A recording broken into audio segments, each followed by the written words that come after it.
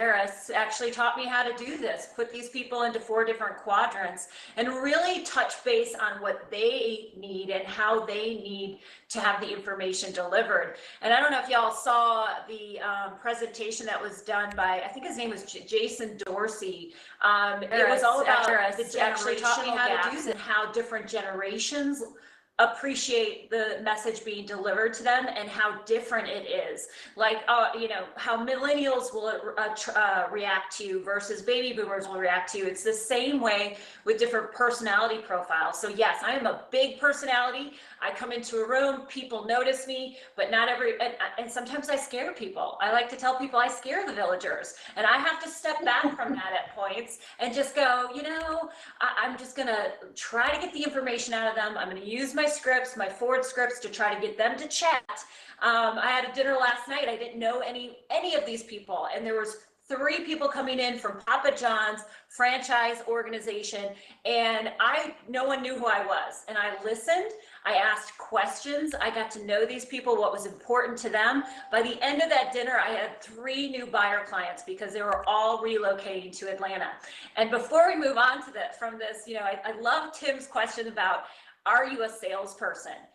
It's ignited a lot of conversation in the chat, and I want to tell a personal story here because I think everyone will appreciate it. I can still remember the first podcast I ever heard Tim and Julie on. I got a link. It was over 10 years ago. It was in the recession. I had no idea how to do short sales. I had no idea how to do foreclosures. And here's this personality, Tim, really aggressive, really like in your face. And then Julie on the side was like the calm voice. They're like the perfect combination of telling you like it how it is, but also delivering the information how you need it. And one of the things that Tim said at that first call was, I appreciate being sold to. I appreciate it when someone can figure out what I need and sell it to me. And we all need that. Every one of us needs that. We need people selling to us. We are real estate agents. We are coaches, whatever we are. We need to deliver the information because what you have, that other person needs. That's awesome. I appreciate it. Yeah. Actually, Colette, you're causing me to tell my doctor story, so I'm going to go ahead and tell it. I was going on a listing appointment, and this is 1,000 years ago. Okay, and this house was this huge mansion that was in this place called New Albany Country Club. The guy that owned the house, his name was Dr. Paula. Now, I don't know how to describe what this house was like, but I'll just leave it at this. It was ridiculous. The door, I'm not the tallest person in the world. Like Colette is like twice as tall as me. I'm 5'9", but the door to this house, and I'm not exaggerating, was probably 20 feet tall. So I show up early. I walk up this long driveway. I park in the spot that says guests, the whole thing. So I walk up the door, and there's this doorknob. There was this doorknob that was practically where my forehead was, and I took both my hands to make this thing, knock. Boom, boom, boom. So I knock the door, and the door slowly opens, and on the other side of it, I'm not making this up, there's a butler, okay? And this guy was dressed like a ninja. And I had never met Dr. Paula before, so I didn't know it was Dr. Paula or not. And he was this butler who was this, dressed like a ninja, was British. I knew Paula wasn't British, so I kind of figured things out. So then the butler leads me to this room, and this room was just ridiculous. I mean, I don't know how to describe it. And so he has me sit in this chair, and you guys have seen oversized furniture before, but the furniture in this room wasn't just oversized, it was comically large. Because the room was so big, it wasn't just that the seat was wider, it was wider, taller, and my feet barely touched the ground when I was sitting in this chair. And I'm telling you, the whole thing was comical, it was ridiculous. Obviously, not making myself, I was so nervous about the whole thing.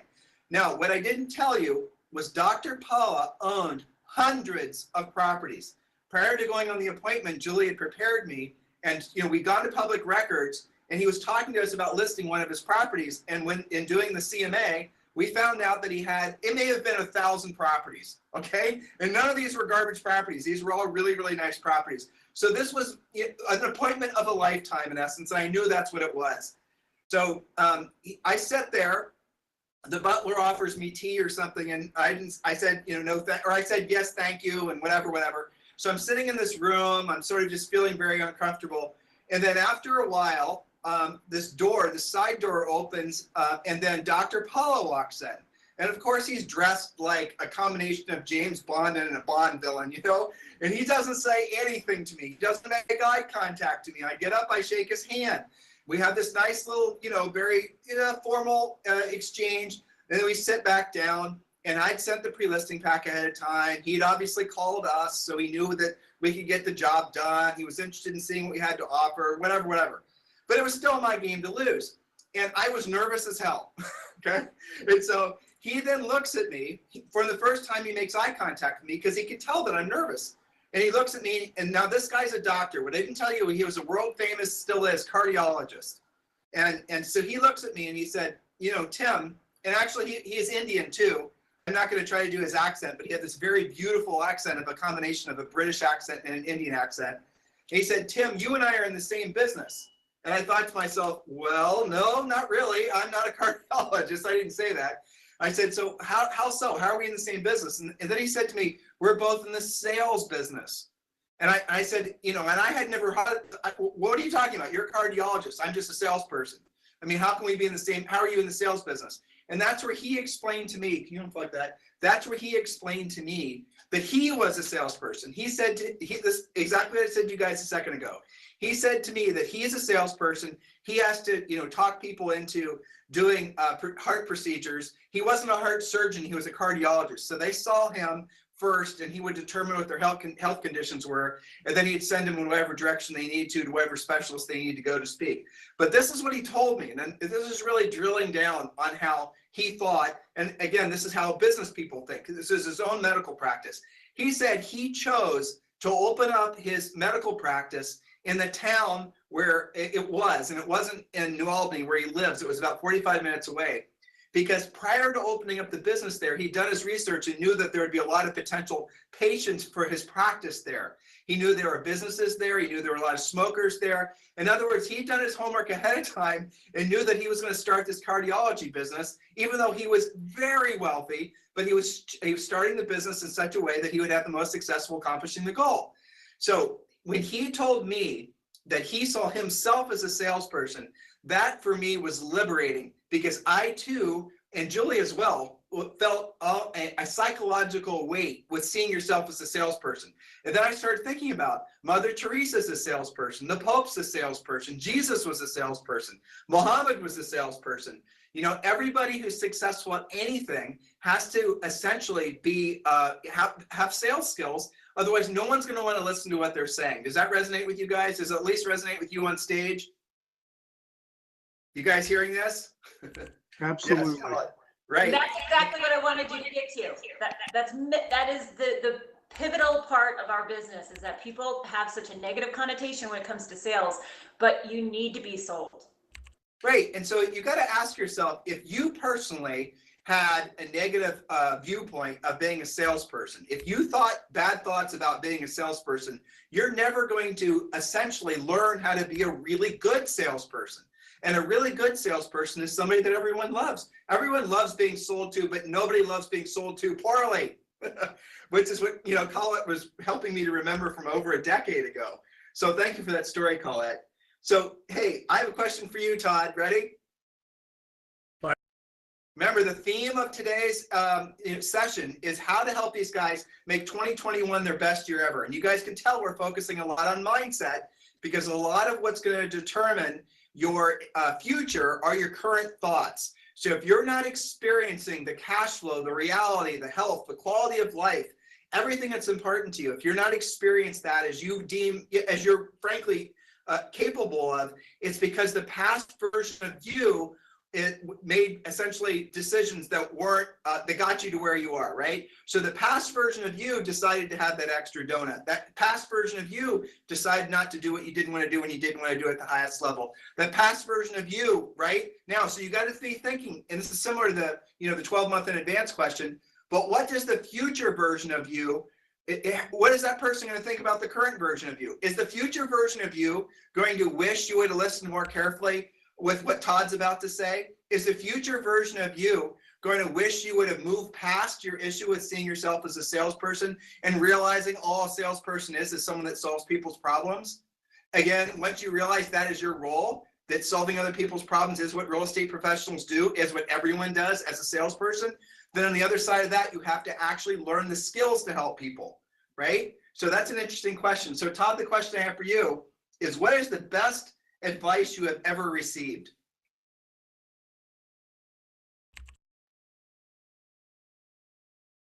That's I've received a lot of advice in my life. But you know, I think one of the things really for me that I always am caught up on is I'm my own worst critic. I can beat myself up left and right and really beat myself down. But I love the session that DeWitt Jones had, where he shared when he met with when he first got hired onto the National Geographic there, and they said, don't prove yourself, improve yourself.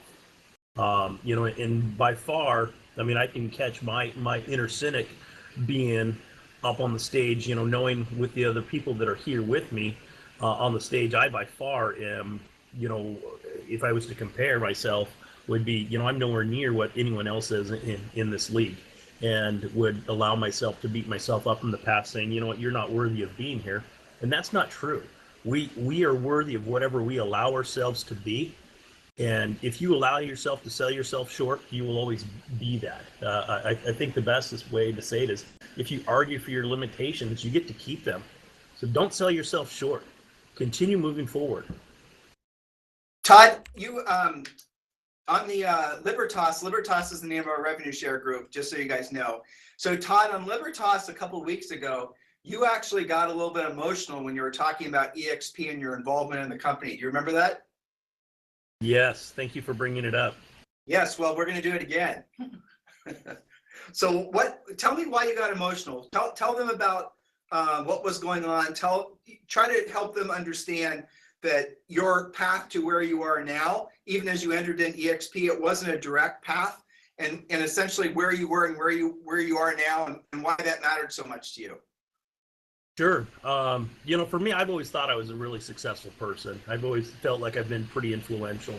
But I've been in real estate for 16 years now. And my first 15 years at EXP, without EXP, excuse me, I truly was living the definition of insanity. I kept doing the same things over and over, lied to myself saying, oh, I'm just going to sell one more home next month, do this, do that. And just really didn't amount to anything. My savings account was nowhere near where it should be. I'd only, in my 15-year career, I had amassed, I guess, 12 rental properties, had $60,000 in the stock exchange, had a $50,000 savings account, owed $190,000 on my mortgage, paid $1,800 a month in health insurance. And I think you can feel that I was painting a bleak picture. Retirement was never in the future for me. I was one of those agents that I was going to have to continue to work and plug away in the trenches until I died with things. And joining EXP removed a lot of that for me. I was able to, and I was on my own brokerage. I had my own brokerage for 5 years as a designated broker. Even had a team of 10 people where I still had to produce and make sure that I brought in 25 grand a month so that I could keep my doors open to my company and pay myself an $8,000 a month salary. And those were pretty meager livings for me with that. And since joining EXP in 1 year, I was able to earn almost $90,000 in equity stock in the company. I was able to create my positive cash flow with agent attraction or through the revenue share, to the point where, last month I received $2,600, and this month is going to be $3,500. If it's already at 3,500, it's probably going to be more like 42 or 43, but good job. Awesome. It's funny Thank you, I'll too. take it. Yeah, but the funny thing about $4,200 or $3,500, I don't think people really understand the significance of that. Hey, Kevin Yoder, are you on? Can you hear us now? Yeah, more mic problems, Kevin Yoder. So for you to have, you guys should write this down and remember this. This is the blessing of what Glenn Sanford created with revenue share specifically. So revenue share obviously creates an alternative financial universe that many of you would never be able to have on your own for the simple reason that I'm about to describe to you. So Todd, you have some rental properties. A lot of you guys on stage have rental properties. In the audience, maybe you do as well. But for how many rental, Julie and I have over 30 rental properties. And we've always, with four exceptions, we always save the money up and we always pay cash for the rental properties. But if I had to do it, I'm 50 and Julie's younger than me. She's 49. But if we had, she just gave me a stinking look for saying her age. But if we had to do it all over again, I'm not sure I would have bought any rental properties. And I'm going to tell you why. So to buy a rental, most average rental properties in the United States right now are going to cost, can we agree realistically, $175,000 for a decent rental property in a decent market? Can we agree to that? So I'm going to assume that you've saved up the money, you've paid cash for it. The rental property on the cash flow on that rental property is probably going to be no better than $1,000 a month. So you would have, in order for you to save up the cash, and this is assuming you're not getting a loan. Well, there, Tammy says $350 in Portland, right? And Tammy, I bet you that rental in Portland would probably, even if it was paid for and you're renting it out after taxes and expenses, I bet you'd still only be making like 12 or 1,300 bucks a month on it.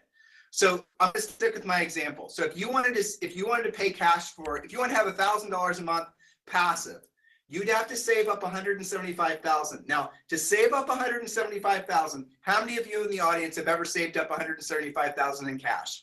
Right? It's not something that most real estate agents do. Now you add to this, it's not just 175, that's 175 on top of all the money you need to earn to obviously meet your current tax bill, your current overhead, your business expenses and all that. And so that 175, you also have to pay taxes on. So realistically, for you to save up $175,000, you have to earn probably $250 to buy one rental property to have $1,000 a month passive. Do you guys understand that? If you just get that one concept. So the probability of and this is the reason real estate people don't retire. Most people don't retire. Most people, over 90% of everyone, when they reach the age of retirement at 67, right, according to the government anyway, is they're either dependent on a family member or the government or both just to pay their bills. I don't know if you guys knew that. Because it's so stinking hard to save money because things are so expensive, right? And so buying rental properties is not the Shangri-La that it was when we were growing up. So normal people, when they were growing, if you're our age or younger or older, buying rental properties was supposed to be essentially your exit, your opportunity at passive cash flow.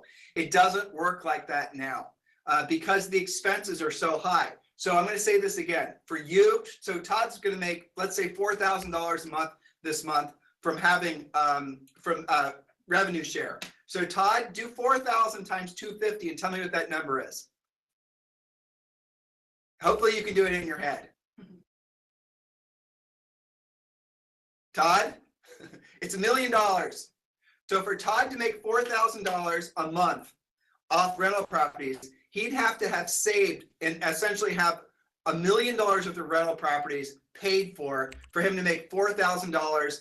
And that's, if you put that in perspective, in less than a year and a half that he's been with EXP, he's been able to create as much cash flow as it would have taken someone to save $1 million and rent those properties. And remember, these are properties with no mortgages on them. So if you're going to go borrow, if you're going to buy a property for $175 and you're not going to save up $250 grand to pay cash for it, you're still going to then you're going to have a mortgage payment, which is going to make your cash flow even worse. And that also assumes that it's fully rented and nothing's wrong with it, nothing's breaking, you have no maintenance. That's not exactly passive. Yeah, and so rental properties has three benefits, right? You have your cash flow, your depreciation, and your hypothetical appreciation. But I'm gonna give you guys another little factoid here. Again, we have rental properties all over the country. The problem with rental properties now, in every market that we have rental properties, and this is the same with where you guys live, property taxes are going up. And as property taxes go up, it even further whittles down on the whole thesis behind buying enough rental properties to essentially live off the cash flow. And so here's something else, a little last widget for you, is that if you're going to think about your 2021 goals and you want to buy rental properties, again, I'm not discouraging you from buying rental properties, Yeah, and Terry just mentioned insurance is going up as well. You should buy rental properties, but do not let revenue share get by you, because revenue share is frankly, I've never seen anything like it in my decades of being alive, right? I've never seen anything like it, where revenue share is the only thing I've ever seen that increases your freedom at the same time your revenue will increase. You can increase your income in revenue share without giving up freedom. You actually get more freedom with the increase in revenue share. If Julie and I wanted to buy more rental properties, we have to give up freedom to buy more rental properties. Even if we have managers, there's the cost benefit ratio is completely skewed compared to revenue share. So hopefully conceptually. Massively skewed. I mean, and we talk all the time about those of you who are on the younger end of the spectrum, what an incredible opportunity is for you guys. It is for everyone, of course. But for all of you who are like starting out in this in your 20s and early 30s, oh my goodness, you're so far ahead. The future you, when you're 40, 45, 50 years old, is going to look back and so thank you for making that decision. It's unbelievable. That's right. And so if you're thinking about how to make 2021 your best year ever, I'll suggest to you that so there's 5 categories of life when you're going to set goals. And those are? Put me on the spot. You have family, finances, physical, mental or emotional, and educational. Right. Those are your 5 areas of life. Now, I'll suggest to you guys humbly that this year you focus on financial as your number 1 focus. That means that the other categories of life aren't going to have as much focus. You can decide to shuffle your deck however you'd like, but the reason I'm suggesting is that you make financial your primary goal is because the more, like for example, we're sitting on that beach again, it's 12 months you're looking back, and you've completely changed your financial trajectory like Todd did. Hey, Colette, how much money and from just moving, so talk about your before and after with moving to EXP. You are the top RE/MAX agent in Atlanta, right? So I want you to tell them in actual dollars, how much additional money from all the different buckets that Glenn created for you that you've created for yourself since moving to EXP. Sure. So when I was introduced to this opportunity by Tim and Julie, I have a huge ego, top producer in the Atlanta market, number 8 in all of the Atlanta producers here in 2019.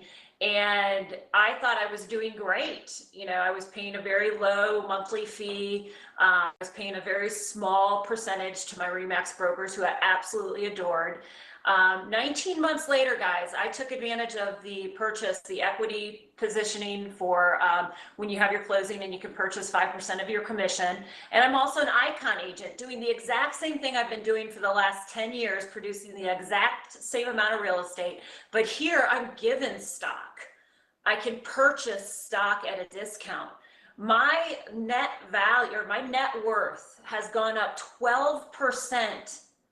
12%, my personal net worth by coming over to EXP and purchasing stock and getting stock at a discount. It's been, we've watched the stock go up to in the mid 60s, right? And I'm looking at over $300,000 worth of stock just for little old me doing the exact same thing I've been doing year in, year out. I mean, think about that, 12%. My net worth went up in 19 months.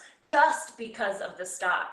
And then you add on the revenue share opportunity. And I can still remember calling Julie up last November when I got my first rev share check because, again, back to being a producing agent, I'm constantly selling and I didn't really know how to introduce this opportunity to other agents. I just knew I had to sell a lot of real estate because that's what I've been doing. And my first check last November was like $500. But the impact of receiving a check from a broker that I came on and I wasn't even too sure about, and I was like, I just got paid by EX. What is this? This is amazing.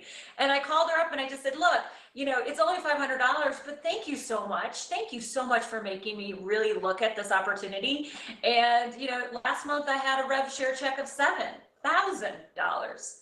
I mean, it's just amazing. Well, it is funny when you put it in context of the rental properties, right? So just think about that, Colette. For you to have 7 properties, you would have had to have saved up, or to have 7,000, you'd have to have saved up $1.5 million in cash to have the same benefit. Isn't that crazy to think about? Well, and I grew up in this business. My father, I affectionately called the slumlord of the University of Wisconsin campus. I mean, I grew up, we had apartment buildings, we had multiple houses that we rented. I've done Section 8 here in Atlanta, and it isn't passive income. It's hard work.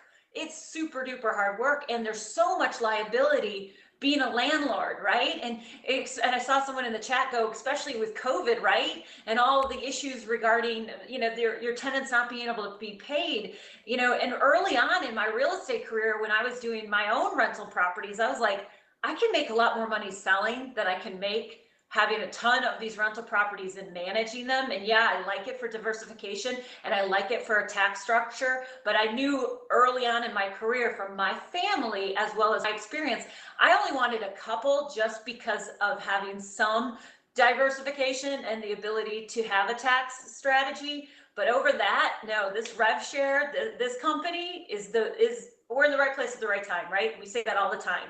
I'm so thankful for this opportunity and the creation of this business model from Glenn and team. Yeah, it's amazing. So I have a question for all of you guys. In the past, and Colette, let's start with you. When you've had things that have thrown you off your game, when you basically were just not focused and you were not yourself, the whole thing, how did you get yourself back on track? So I've had that a lot, and that's one of the things Julie really keeps on top of me about. And I'm, thankful that we've been together for so long because she knows me so well. But she can see when I start to get burned out, right? And it will throw me off track if I get burnt out. So the thing that she's always counseling me on is you got to get through this, and then you got to spend time, and you got to take time for yourself. So when I get off track, when something happens, I know I have to go back to the basics, right? And we talk about this all the time in coaching. We as real estate agents, we're always putting our foot on the pedal, and then we're taking it off, and then we're putting it back on, we're taking it back off. And sometimes we take it off for too long, and we have to get back to the basics and get back to the grind. So I don't ever want to have to get back to the grind, but when I do get off kilter, I do have to do something for myself. And I'm going to share a little personal story that I did recently, because I was really excited about what we had done with the RevShare and all of the great things with the stock, that I felt myself getting a little burnt out. And I looked at my assets and I'm like, you know what, I'm going to be selfish. I'm going to do something that I've never done, and I'm going to be proud about it. But this is something I would never do. I'm way too frugal. I'm a single mom. I eat what I kill. No one's taking care of me. And I went out, guys, and I bought my first designer handbag. That's awesome. I actually had to talk to Julie about it before I did it, because I was just like, I can't do this, but I wanted to buy something of significance and call it my brag bag, because I had the strengths to do something that I wasn't sure about, but I knew that was going to be better for my family and my situation. So, I think you have to take time for yourself when you get off kilter, but also, give yourself little treats down the road. When you make your goals, you need to give back to yourself. That's awesome. And you guys should try to stay attached to this idea. And I learned this from Deepak Chopra. So we're spiritual beings in physical incarnations, right? So a lot of people some people, I should say, will have conflict to the idea of being materialistic. And I'm here to tell you that you have to be materialistic, because you need food, you need shoes, you need a house, you need a computer to go to EXP World, you need stuff. So you might as well have the nicest stuff that you'll allow yourself to have. So when you're thinking about, making your goals for next year, why not write down that designer handbag as a goal and then break it down? You're going to buy that designer handbag by June 1st. How much is that thing going to cost? How much did it cost, Colette? Oh my God, I'm so embarrassed to say this, because seriously, guys, I'm a Wisconsin girl, farm girl. It's okay. I spent $7,000 on a purse. Okay. I keep it in a safe. I don't even wear it, guys. I mean, I'll post a picture of myself in the Chanel boutique in Saks Fifth Avenue in Atlanta. I took a picture, and that has been looked at Google Maps. You know how you do Google Maps, and it will come up with images for certain places. That picture of me with my handbag that I just shot and did a review for Saks has been viewed 25,000 times. I'm so embarrassed of it. Well, but so listen, but look, guys, listen to how pumped up she is by having bought herself a $7,000 handbag. So maybe you have a similar goal, right? And so, right, when you're thinking about how to make 2021 your best year ever, these are the types of thoughts that sort of you start to attach yourself to, because you're saying to yourself, well, you know what? Maybe you don't want a $7,000 bag. Julie happens to want a Hermes bag that unfortunately costs more than that. Okay, so but that's okay. So what she'll do is she'll say, I'm going to get this bag on this particular date when I accomplish these specific goals. And then this is what I have to do to accomplish those specific goals. And guys, if you want to have us help you essentially create your business and life plan for 2021, just join the free coaching program and download the Real Estate Treasure Map and finish it and just complete it. It's not a wimpy, business plan. It's a fill in the blank, in-depth plan. It takes you through all facets of your life, your personal and business life. How many pages is it, Julie? Oh, I don't know. It's a lot. There's a lot to it, but take it seriously. So just text the word survival to 31996. So John Walkinshaw, Julie has a question for you. Yes, and I know you're very humble about this, John, but it's okay. I want your honest to God answer. Why have you become so successful when other people have failed? Putting you on the spot. Yeah, no problem. I think I'm driven. I've got a background that's very interesting. And again, we won't go into a lot of detail, but I actually, as a young adult, was living out of my car. And, even the basic necessities of life were a day-to-day challenge. And every moment of my day, I am so grateful for everything that I'm able to accomplish and for the people that I'm able to help, that it makes it, the hard days, the challenging days, I've got that to look back on. And there's no day that goes by that is bad that makes me think, man, I'm sorry I did this career, or sorry that I, pulled myself up by the bootstraps or any of that stuff. So for me, it's pretty easy to stay motivated. I think being really thankful and grateful is a benefit that I have kind of just been given. And when COVID hit, I started watching a little bit of news, which I'm totally against. I'm a media free guy. And I realized after maybe 2 weeks that I was, not as grateful as I should be. I was experiencing some fear. And I literally just did an about face and said, nope, that's not the way I'm going to roll. And I stopped watching the news, haven't watched it since, and, started being intentional about being grateful at least several times a day. And my world has 180% turned around, and life is good. So I guess for me, being grateful and being media free are two major things that kind of keep me focused. I would agree with that. I've known you for a long time, and as your coach, I would add that you're very good at being introspective and catching yourself, like you just described about getting kind of drawn into the news and losing your way temporarily. But I've never seen you do it for more than like 10 days or so. So thank you for sharing that with these guys. We appreciate you. Rick, what is your definition of being rich? What is your definition of being rich, Rick? Oh, good one. When people used to call me Rich, I'd say, no, I'm Rick today and rich tomorrow. The definition of being rich, I would say, is not necessarily just being content with what you have, but I would say not needing anything more than you have. Maybe work where your money works for you. You no longer have to work for your money. Is that close? That is a much better definition. Yes. So are you rich? No, I don't have my money working for me yet, and I don't have RevShare that covers all my expenses. So if I were to look at it in practical terms and put what I said earlier in more practical and tactical terms, not if I would be, quote, rich if I did not have to work to pay my bills.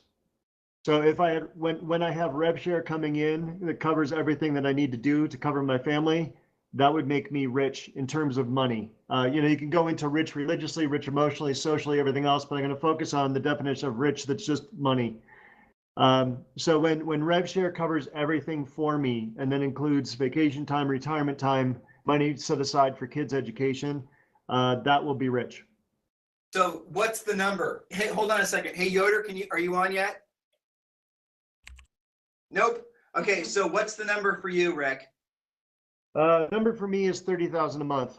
Okay, so break down the numbers. We did something similar to this a second ago, but break down the numbers because again, the point of this is for these guys to realize that they can set unrealistic goals as long as they have a realistic plan to accomplish the unrealistic goals. So how are you going to do it? What's the plan?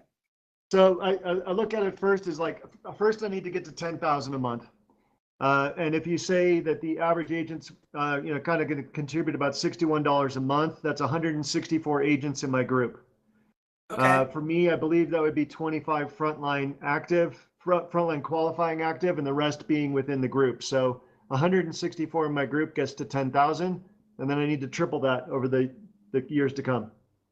So guys, this is an interesting little question, this word rich. There's another word that a lot of people have a lot of emotional baggage associated with. And that word, like salesperson, is a word that if you have emotional baggage that's maybe deeply rooted, you're not going to want to be rich. Because if you think there's some sort of negative social stigma to being rich, why the heck would you want to be associated with something negative socially, right? So it's kind of like having, some sort of disease or some sort of problem. Oh, that person's rich. We have to, shove them off the center and they're somehow evil or bad or less than. A lot of society believes that. So here's a very simple definition for all of you. Rich is simply where your money works for you and you no longer have to work for your money. And so you don't have to have $1 million or 10 million or $1 billion. I read your comment, Eric. You don't even have to have an extraordinary amount of money. All you have to do is have enough money coming in every single month that the cash flow that's coming in from your investments, and frankly, you can, we write about this in our book, Harris Rules. We talk about all the ways you sort of ladder your stages of income, right?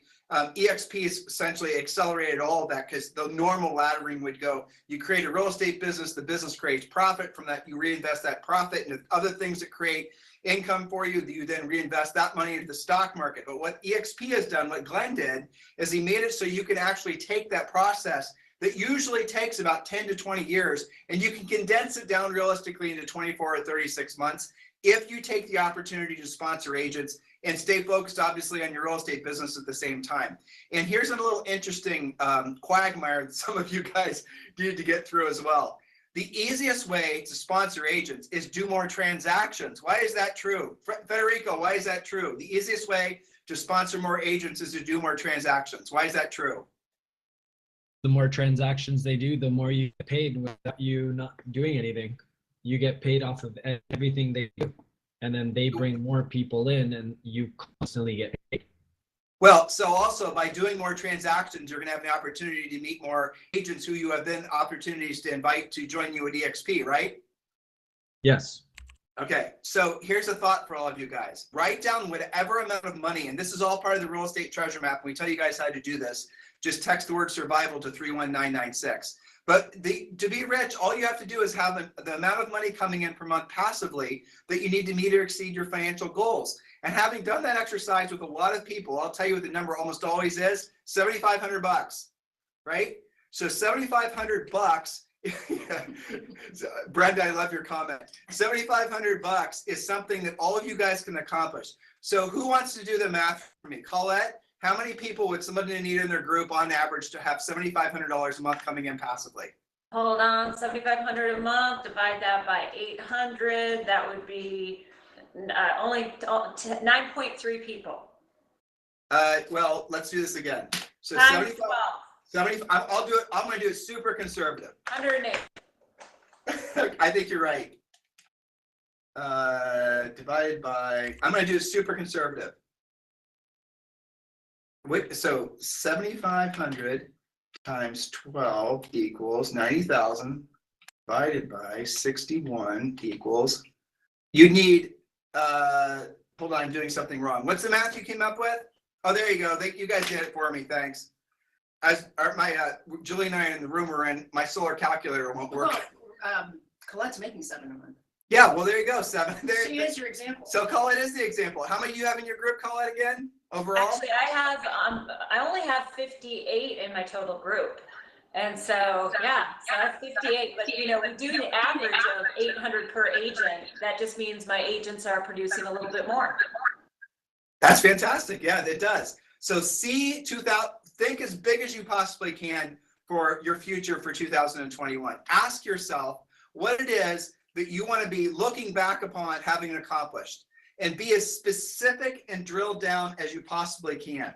The more specific and drilled down you are, the more realistic you will, or the more the high probability you have of accomplishing the goal. And you can also have, you know, physical goals as well. Physical goals are some of the easiest ones to obtain. You know, join a gym, go this many days, hire a trainer, do what the trainer says, right? You do that consistently, and almost like magic, you're going to lose weight.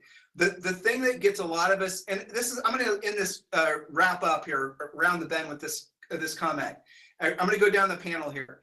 So I'm going to start with Rick. Rick, how do you keep yourself on target? How do you keep yourself from getting distracted by all the pretty shiny objects in real estate?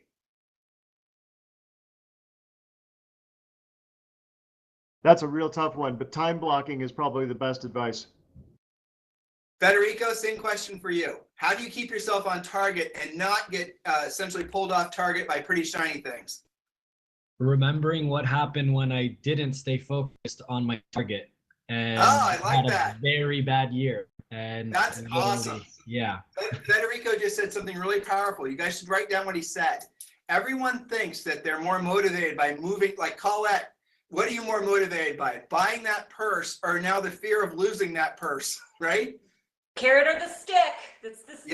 Yes, but it's exactly. So if you're trying to figure out how to stay motivated long term, every modern psychological study has shown virtually nobody's motivated by moving towards pleasure, which is what, frankly, all of us our age were always taught. You set goals that are going to make you happy, and those goals are going to drive you. That actually isn't what truly motivates you. What truly motivates you is fear of losing what you already have. So if you want to really get yourself motivated, do what Federico just said. Remind yourself of what it feels like to be in a position where you're fearful of losing what you already have. That's going to get you to do what you don't want to do when you don't want to do it at the highest level. John, what are you thinking as I was saying that?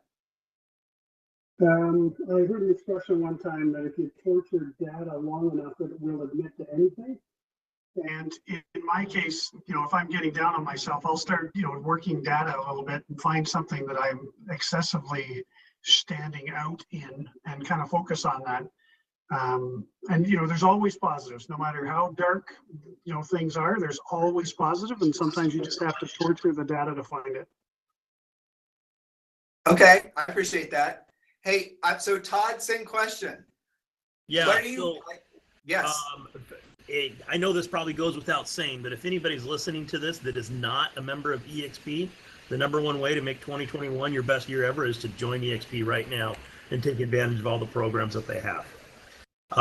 But beyond that, for me, it is, I have a picture of my kids next to an empty Christmas tree. And I absolutely refuse to have the conversation with my kids that we can't have a Christmas because Daddy was too weak to do what he needed to do. Explain what you mean by that, because that is a very painful image for everyone to have in their heads. Explain how you actually use that to motivate yourself, and break it down to the point where, you know, the audience is feeling what you're saying. Sure. You know, I mean, having the 16-year career of being ups and downs, I've taken punches, you know, and given punches and different things. But there was one point at the end of my career where honestly I was thinking about just giving it up and going and getting a regular job, because I just got tired of not being the success that I believed that I should have been for my family. And, you know, there was, I can remember in October, a couple of years ago, looking at the board, I didn't have many commission checks coming in. And it was to the point where I was going, well, Todd, you either need to go get a job or quit feeling sorry for yourself and get in and do the work. And so I got back up on the horse, picked up the phone, and just and did the prospecting, did what I needed to do. And you know, by December had $30,000 that came in, and we did not have to worry about Christmas or paying our mortgage. So what did you just learn about yourself through that exercise? It wasn't the idea of moving towards pleasure. It was the fear of disappointing your family and, you know, frankly, breaking your kids' hearts at Christmas. That's what really got you motivated, right?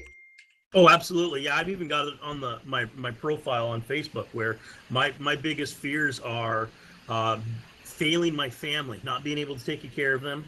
You know, the fear of my Lord, and then also those velociraptors in Jurassic Park. You know, we have those here in Puerto Rico. We see them almost every day. On our walk every day. Yeah. Tim and That's- Julie, this is Rick, if I may. Yes, The- sir. The shiny object syndrome is real for so many people, and myself included. And you can't just put it 100% away. So when I say time blocking, I think it's also important to include a little time block to indulge in shiny objects, but condense it. Say, hey, I'm going to take this half hour or that hour. And if I'm going to chase shiny objects, it's going to be at that time of day. You can't let the shiny object run over your day. Okay. Yeah, I asked you that shiny object question on purpose, Rick, because I know you're prone to the shiny objects. True or false? Absolutely true.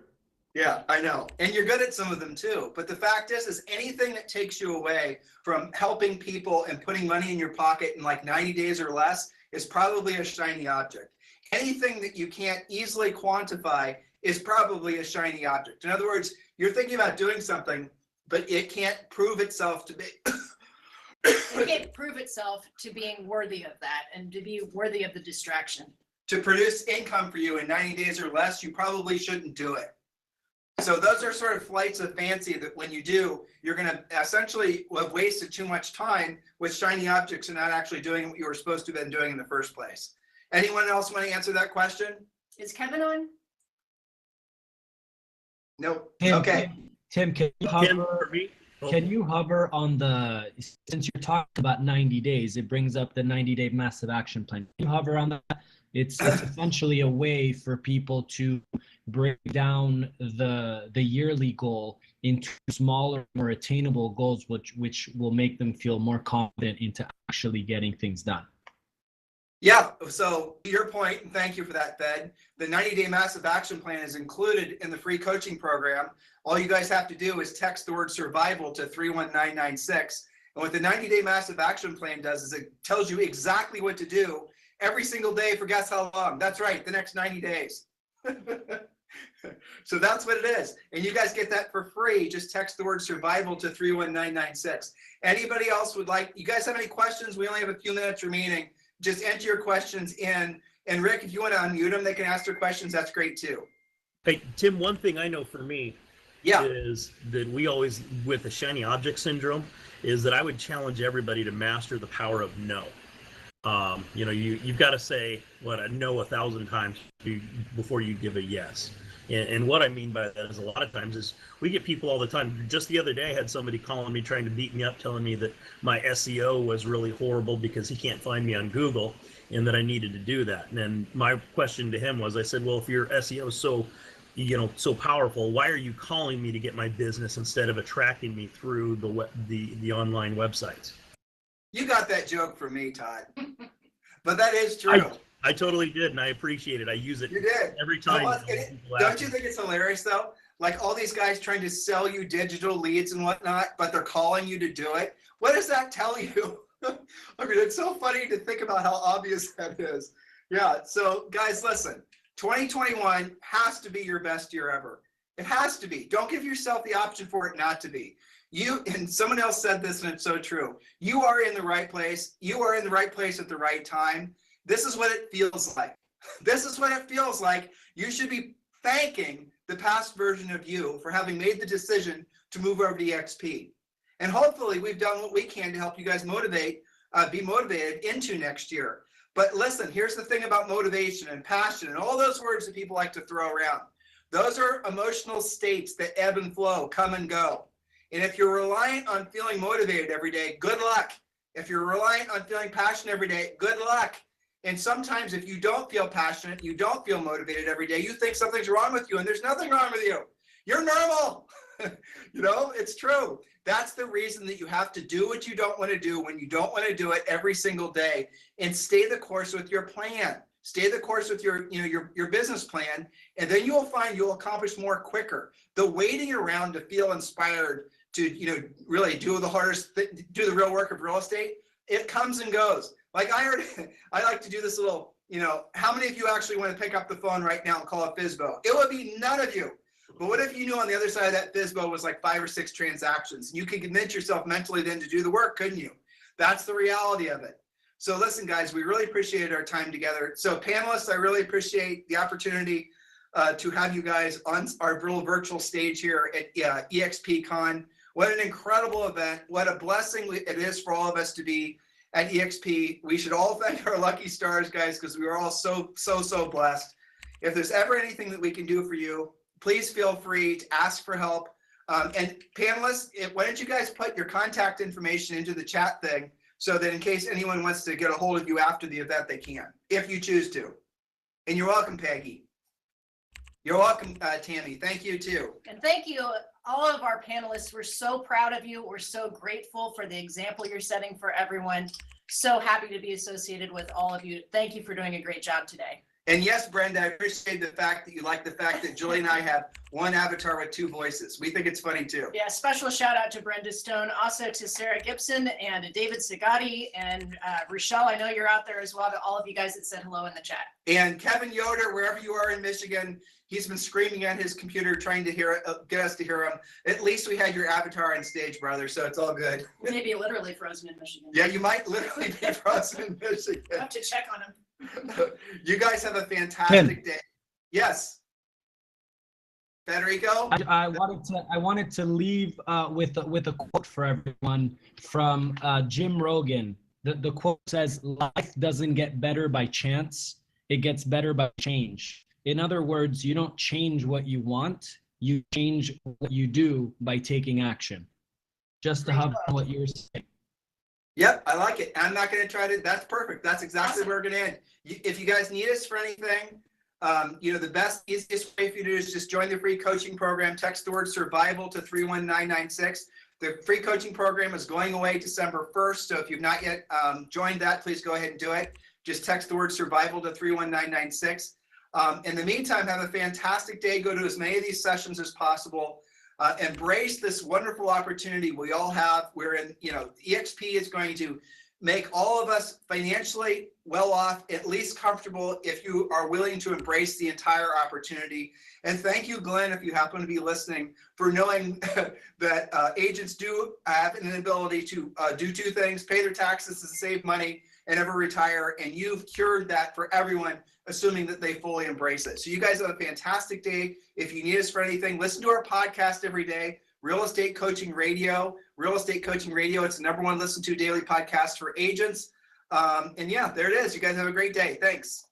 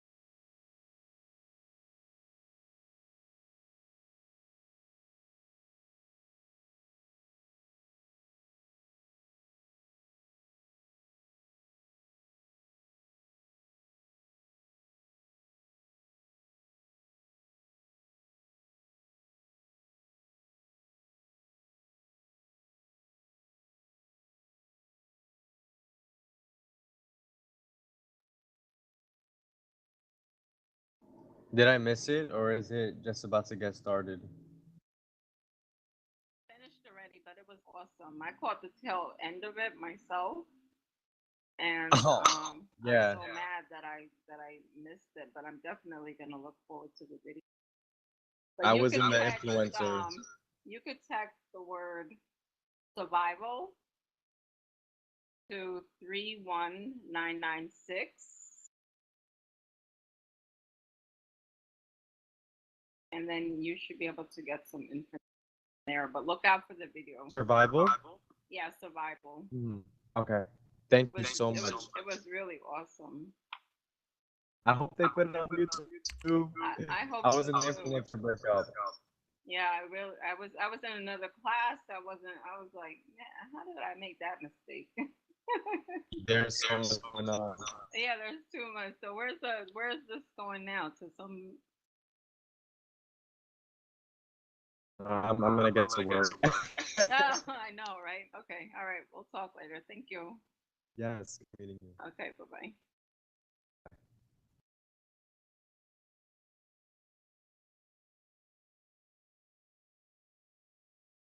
Hello, everybody. How are you? Razi from Bay Area.